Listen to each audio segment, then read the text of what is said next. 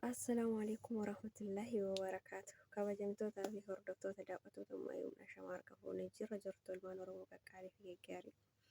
Bakkuma jirtanitti nagayaa fi jaalalli kabajaan isin haa qaqqabu isiniin jecha. Ani nagaa kooti alhamdulillah. Babbannee jirra. Warroonni maatii kiyyaa faaraa taatan maatii naaf tayaa jaalalaaf kabajaan isin gaafadha.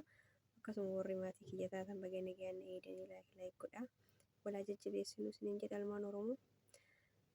Egaa har'a viidiyoo akkaan na dinqisiiste takka qabadhee dhufe. Waan inni akkaan na dinqisiise yaani waan nama gaddisiisulleedha. Waan immoo barumsallee namaaf ta'u namni hedduun barumsallee akka irraa fudhatu abdii qaba jedhee yaada. Egaa akkasii viidiyoon sunis maal yoo jettanii dhageeffannee walitti deebiname waan viidiyoon kun jedhu haa dhageeffannu walumaanii isiniin jedha. አቶ አያመጣም፣ ምንም አይመጣም። ምን ይመጣል? ለማንኛውም ያለውን ነገር እስኪ እንየው።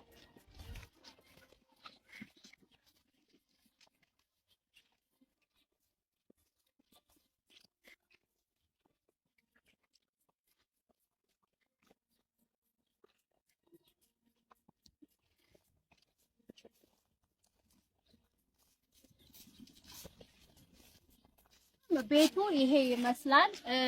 ያው 560 ሺህ ብር ነው ቤቱ ለመስሪያ የላከችለት ማለት ነው።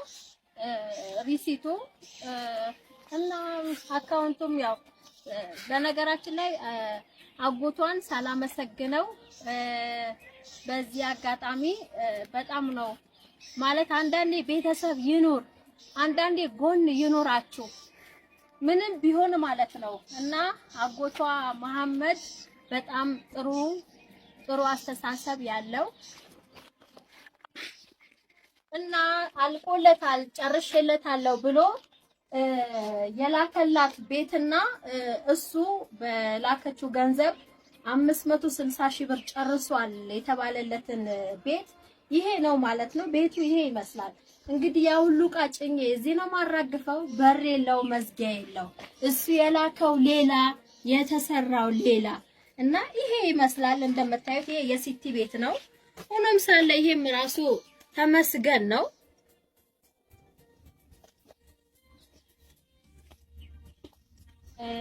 ምንም ማለት አይቻልም። እንግዲህ ያለውን ነገር ከሷ አንደበት እንሰማለን።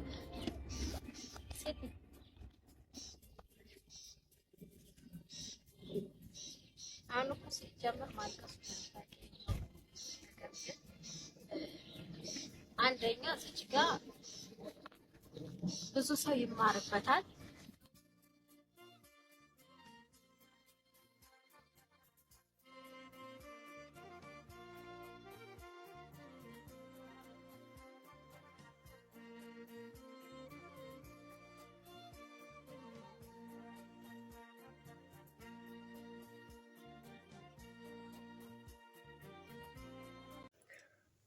Egaa akkuma viidiyoo irratti dhageeffattanii argitan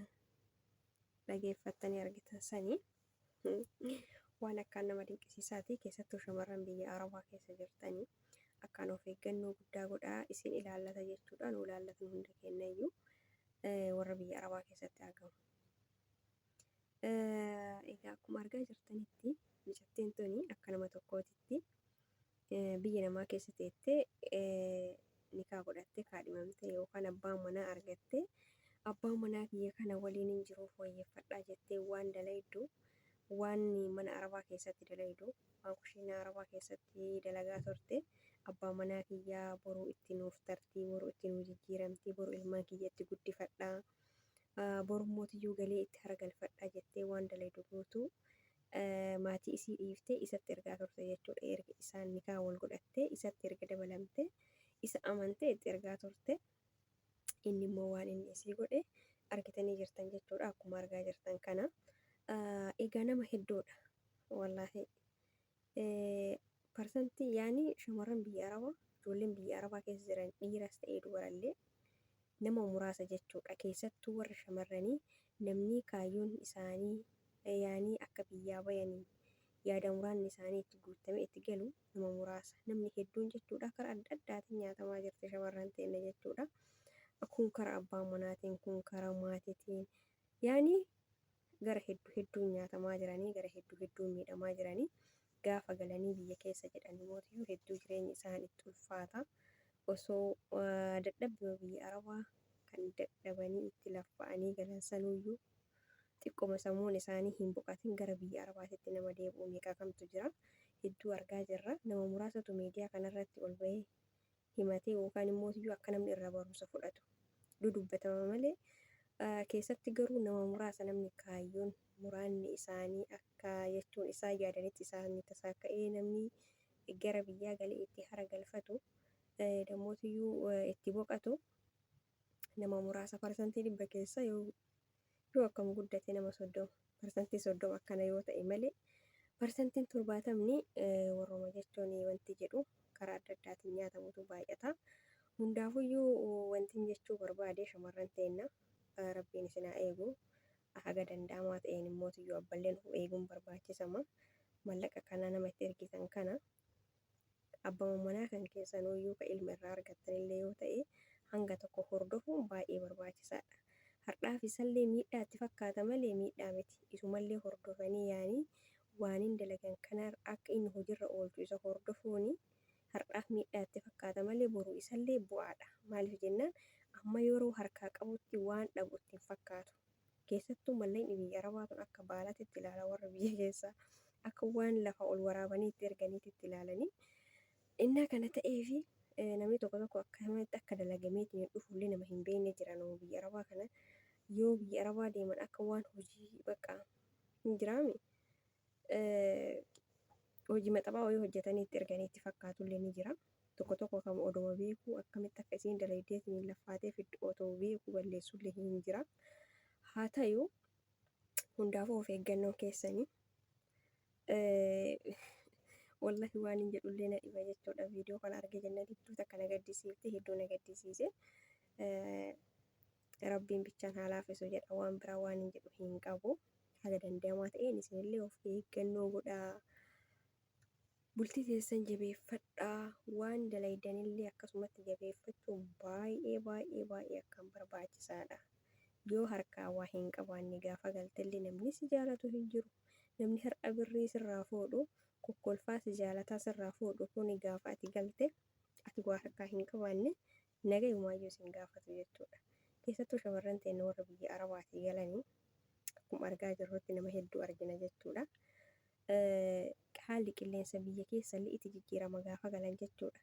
Sandaranuu mootiyyuu waan hojjette waan dalagaa turte sayyoo dhabde hedduu takka aartii hedduu takka sammuun isillee jijjiiramaa qaamni isillee hin jijjiirama waa hedduutti jijjiirama jechuudha. Akka akkas hin taane har'uma of qusachuun of eeguun baay'ee barbaachisaadha. Akkuma argaa jirtan kana nama hedduu jira namni mana si ijaara lafa si bitaa mallaqa ergi jedheeni abbaan manaa jechuudha. Anuu namni ani beeku jechuudha. Namni ani beeku namni ani itti dhiyaadhu nama meeqatu akkas kan wal godhe beeka. Wallahi qaamumaanuu jechuudha. Mana si ijaaraa lafa bitee mana si ijaaraa jedheeni meeqa kamtuyyuu mallaqa irraa fuudhee mana si bitee jira. Lafa si bitee mana si bite jedheeni mana nama biraa kan itti ergu meeqatu jira. Akkuma argaa jirtan kana kun mallee waan hin deemaa jiru argaa jirtanii. Mana nama biraa suuraa kaasee itti ergee mana kan kee akkana si bitee jira. Manni kee si xumurame akkana si bareede jedheeni isiin manni keenyaa xumurame jettee akkuma argaa jirtan kana meeshaa itti galfatte jechuudha. Miskiina wallahi hedduu nama garaa nama nyaatti. Meeshaa itti galchite. Meeshaa itti galchuuf kan isiin deemtu manni isiituyyuu hin xumuramne gana reefu lafaa ka'ee jalqabamaa jira hin xumuramne jechuudha. Ala kulli haalitti isiin hundum amata 3 jedhamaayyuu namni amata 8 amata 7 6 7 5 kana nyaatamaa jiruyyuu hin jira. Garuu isiin homaan jettuyyuu amata 3 keessatti haganayyuu ijaaruufiin haga tokko bu'aa qaba jedhee yaada.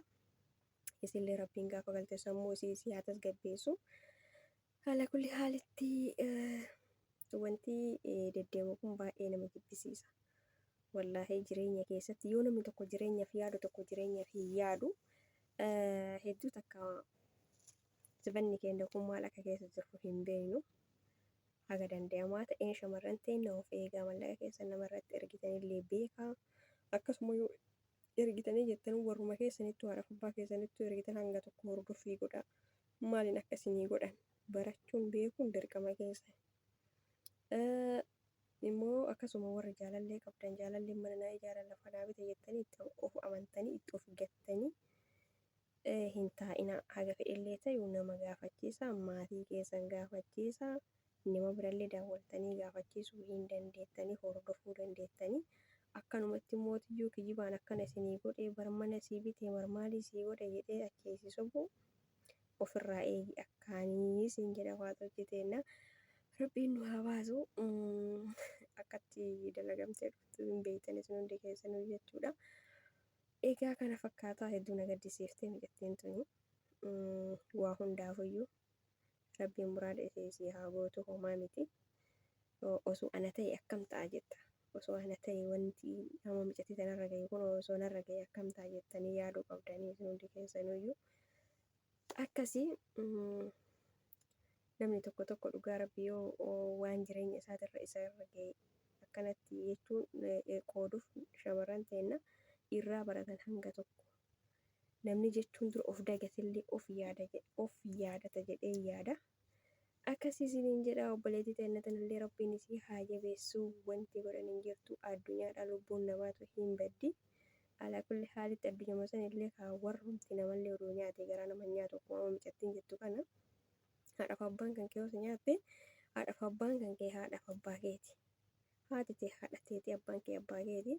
Garuu duriyyeen bira akkuma miidhagtiin jette caatessi qama'u surree jiinsi isin qara jirachuun faayidaa hin qabu. Haadhaaf abbaan kan kee osoo nyaatte illee yaani galata isaanii deebistee fixxee hin dandeettu guutumatti jechuudha. Haadhaaf abbaan kee haadhaaf abbaa kan keeti. Duriyyeen biraa garuu hedduu takka nama wanti jedha galatallee hin qabanii. Homallee namaa hin godhu jechuudha. Inni nama hin dhalli nama hin guddifne waan inni namaa godhu hin jiru. Gaafaati qabaate si wajji jiraata gaafaati dhabde achuu garagalee si ilaalu. Sila kana ta'ee fi duriyyeen abbaa nama nyaachuu irrallee haadhaaf abbaan ofii yoo nama nyaatte akkuma isiin jette yaada filatamaadha. Hundaafuu warri ofii gateesi hin gatu. Otuu ati rakkattellee si wajjin rakkata. Bakka ati rakkattes si wajji rakkata. Bakka ati kuftes si wajji kufa. Wanti jaalallee maarree jedhamu kun immoo oduu ati qabaatu baattellee boruma kanuma si gatee deemee qabduu filata waan ta'eef of eegaa akkasittuu haadhumaaf abbaa ofii wayya yoo nama nyaatanillee nyaatanii hin fixanii isiniin jedha shamarran teennaa. Waanuma natti dhagahame ibsachuudhaaf egaa viidiyoo biraatiin walitti deebinutti assalaamu alaikum warahmatullaahi wabarakaatuhu. Faatochii nagaya tayaa himmacha.